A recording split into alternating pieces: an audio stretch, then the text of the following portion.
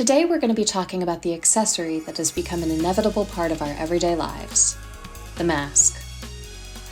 Masks are a pretty familiar topic for most of us by this point, but you might be wondering how effective they've really been against COVID. How might mask wearing change as more and more of us are vaccinated? And might masking continue in some form after the pandemic ends? First, let's take a look at how effective masks have been at preventing the spread of COVID-19. CDC scientists recently reviewed data from 11 studies about the effects of masks on community transmission. They found that wearing a mask reduces the risk of infection by 70 to 79%. Mask mandates in communities were also associated with a 25 to 40% decline in new COVID cases, and in counties with mask mandates, cases went down even while they were going up in nearby counties without mask mandates.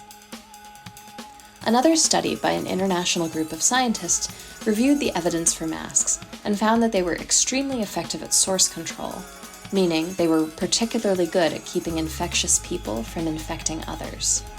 Some of the mathematical models they examined even suggested that widespread use of effective masks was so effective at preventing the spread of COVID-19 that the disease could eventually be eliminated if widespread masking was practiced. Early in the pandemic, masks weren't recommended for the general public. There was a lot of uncertainty about whether masks would be effective at stemming transmission, and whether they protected only people around the wearer or if they also protected the wearer themselves. Frontline healthcare workers also faced shortages of PPE, so until more could be manufactured, it was the most critical to make sure they could end up in the hands of healthcare workers. Later, as evidence accumulated that masking in public really did help both the public and the wearer, and as manufacturers had a chance to catch up, it became clear that masks worked and play an important role in preventing transmission. These changes in recommendations left many people understandably confused and frustrated. But in science, it's common for conclusions to change as new information is uncovered. Shifts in policy were happening because science was happening in real time. Now, new recommendations are coming out, this time for people who've been vaccinated.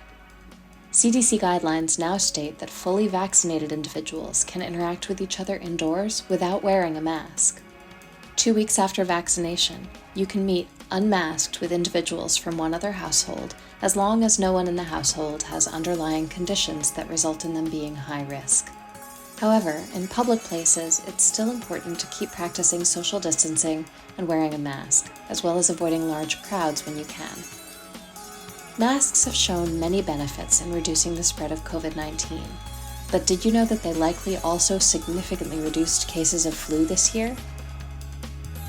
Influenza, or what we commonly refer to as the flu, is a viral, contagious respiratory disease that can cause mild to severe illness, and in some cases may even be fatal. Typically, about 30 to 40,000 people die from the flu in the US per year. 2011 to 2012 was a mild year, with 12,000 deaths, and 2017 to 18 was a bad year, with 61,000. In the 2020 to 2021 flu season, only about 500 people have died from the flu in the US, and only one of those 500 people was a child, compared with 195 children who died from the flu in the previous year. Masking wasn't the only difference between this flu season and previous years, of course. Many people were working remotely instead of in person. Many schools were partly or fully remote, and many people were foregoing inessential trips. Those kinds of changes won't last forever, fortunately. But masking in public during flu season could help us curb future flu outbreaks, even without these more restrictive interventions.